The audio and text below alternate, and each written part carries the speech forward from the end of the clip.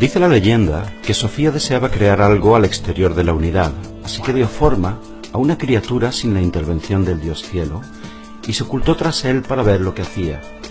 Cuando esta criatura vio toda la materia del universo, la ignorancia de su origen le hizo creer que había sido él quien había creado todo, incluido a sí mismo, y con arrogancia declaró: «Yo soy el Dios único y el creador de todo».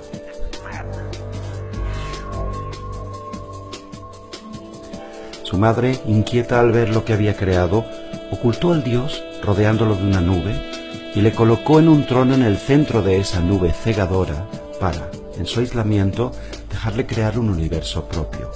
Y así nació el Demiurgo. El origen griego de la palabra sugiere un artesano, un constructor, un orfebre o albañil, alguien cuya misión es dar forma a la materia. En esta creación radica su genio. El Demiurgo, al ver toda la materia a su disposición, clamó: «Yo soy el creador y no hay nada por encima de mí». Al así hacerlo, se separó de la unidad, convirtiéndose en una deidad escindida de la realidad de su verdadero origen y entregada a su fantasía omnipotente. El Demiurgo construiría en los cielos las esferas que rigen el mundo, y habiendo heredado parte del poder de su madre, todo lo que crea contiene en su interior una porción de la sabiduría de Sofía. Al interior de las formas reside la esencia del Espíritu Santo, y su poder queda encerrado al interior de las formas del universo material. Esa es la fuerza espiritual y la verdadera vocación de la materia. En los arcontes, los poderes de los planetas son guardianes de los diferentes planos de la realidad, y como agentes del Demiurgo, reafirman la realidad de su mundo material. Por ello, son fuerzas que estimulan la ilusión al dar valor de realidad absoluta al mundo de las emociones, pensamientos y proyecciones del ego. Esta imagen representaría la creación de ese Dios como emanación de la diosa. Este es Yaldabaoth, también llamado Samael. Este es el retrato del hijo de Sofía, el Dios ciego. Yaldabaoth es uno de sus nombres, que significa hijo del caos. Samael, su segundo nombre, significa el Dios ciego, ya que no puede ver nada más que aquello que cree ser su propia creación, y en eso consiste su ceguera.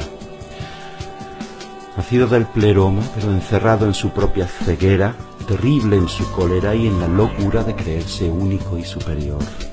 He aquí el arquetipo del ego en la mente del hombre. Ego es solo un producto de la personalidad que surge como consecuencia del cuerpo físico y las circunstancias que le rodean. Ego ni soporta lo que no entiende ni tolera lo que no controla y es indispensable como estructura diferenciadora. Ego es una ínfima parte de todo lo que se genera en el ser, y es por medio del ego que confundimos la fuente de nuestro genio con los productos de nuestro genio, creando así una adulación y una obsesión por lo que produce nuestro genio. Ego es obsesivo de sí mismo, y esta obsesión falsa es Yaldabaoth. Un buen ejemplo de quién es Yaldabaoth sucede cuando alguien supuestamente tiene una experiencia extática y cree que su ego se ha disuelto en el vacío del universo uniéndose con ello a Dios. Sin embargo, lo más común que ocurra es la expansión del ego a un nivel gigantesco, donde ego se identifica con su percepción de lo que supone ser la deidad, trampa mental que solo logra reforzar el ego a un nivel más grande. Yaldabaoth es el dios que crea esta trampa. Su figura está estrechamente ligada a otra figura demónica conocida por el nombre Choronzon y que representa, como producto de nuestro ego, al gran usurpador. Choronzon es estúpido y confuso, pero también extremadamente astuto y peligroso. Frente a cualquier ataque se escabulle, es huidizo pero nunca se rinde y reaparece de nuevo cada vez bajo una forma más insidiosa, mientras sutilmente manipula. Cuanto más culta la presa, más fina su trampa. Puede contra todo salvo la impecabilidad. Aborrece toda forma de pensamiento, palabra o acción derivados del orden. Frente a esto huirá si no puede sabotear o suplantar ese orden de algún modo sutil. Rara vez se acercará de forma amenazadora. Más bien llega bajo la forma de un pequeño ser que parece inofensivo. De hecho, a menudo parece incluso como un adulador, alguien divertido y entretenido que de modo incoherente empezará a hablar de las cosas que a su presa le interesan.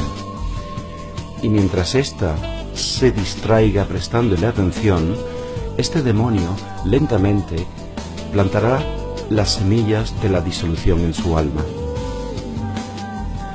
Choronzón reforzará los defectos y las ilusiones de su víctima, haciéndole creerse su propia autoimagen.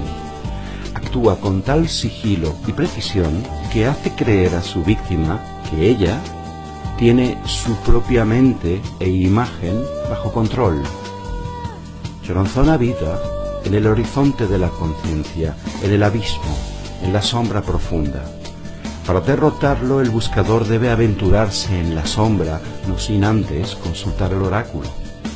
Lo inconsciente, que sembra tan apartado del mundo exterior y es una zona a la que la persona misma casi no puede llegar, se resiste y es difícil de desvelar. No hay malicia intrínseca en este ser, es solamente el resultado doloroso de pretender que yo sea yo.